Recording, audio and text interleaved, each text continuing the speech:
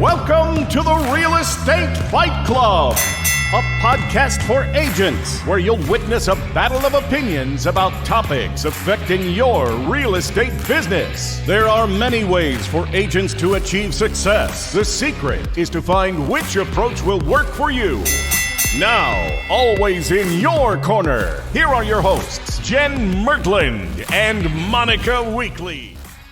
Welcome to this series of Real Estate Fight Club. This is a series called Realtor Jail, where we talk about professional standards committee cases, code of ethics violations. Here with me today is Jim Camarata. Hey, Jim.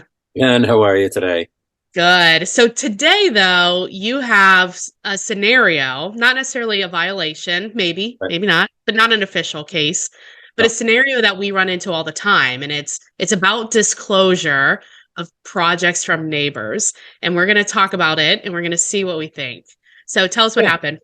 Yeah, because Article 2 says that realtors shall avoid exaggeration, misrepresentation, or concealment of pertinent facts relating to the property or the transaction. You know what? Also, we should broaden that. That's related to what you say your transactions are as an agent. I'm just kidding and heckling these agents.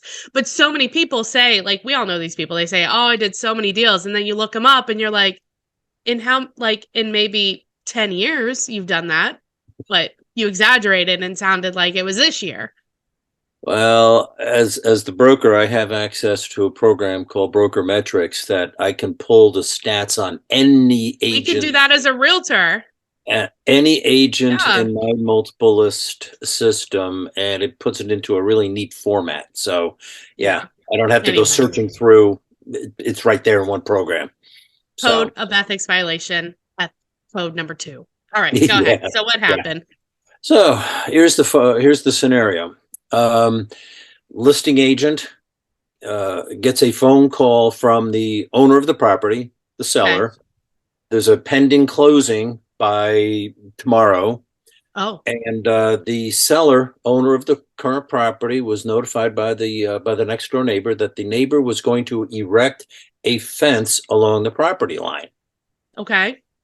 Is that a problem? Well, the question that was asked was, is there a moral, ethical, or legal obligation to notify the buyer of the property that a fence is going up on the property line?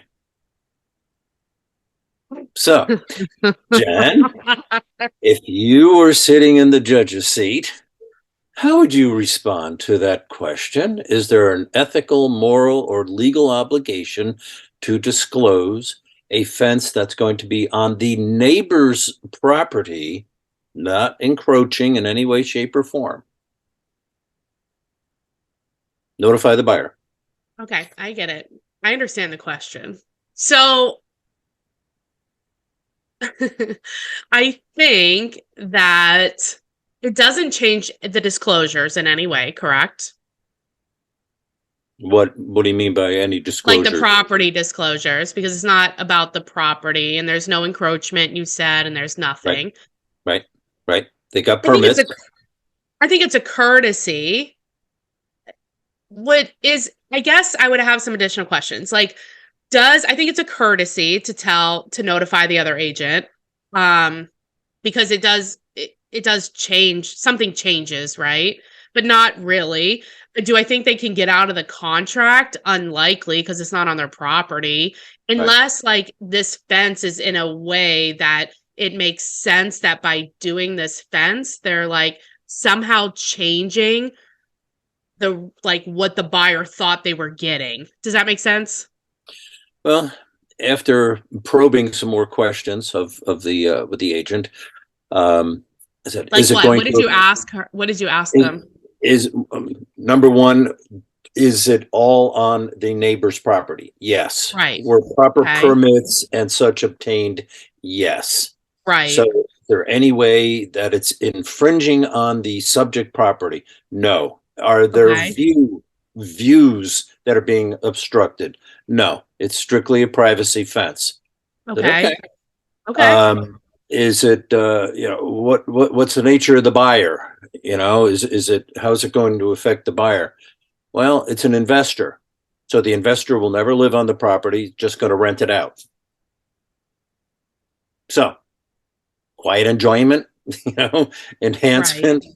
I mean, I feel like a fence in general adds value more often than it detracts. It generally does. Yeah, generally Okay. does, assuming that it's the right kind of fence. But I also think that it's okay. I don't know if it's moral or ethical. I just think it's like common courtesy to be like, oh, something has changed. The neighbor has told me that they're putting up a fence. That's what I know. And that's pretty much how I responded. I said, it's more of a courtesy issue than anything else. Is it violating ethics? No.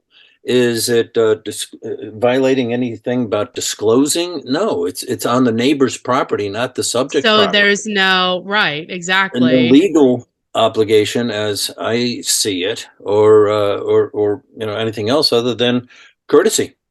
Right. So I agree. But it was a darn good question, and it got me to thinking. If they what if the buyer had said that fence is like, I don't like it, and that's not like, could they get out of the contract for that? First words out of my mouth would be, you need to seek legal counsel. This is a legal issue. It's above our pay grade, and you need to follow your legal counsel advice. So we can't help you there. Do you have a guess on what they would say? Not even a clue. That's because you're a broker. Again, look, I'm not a broker, and I don't think it doesn't, and I'm not a lawyer, but I don't see how they would have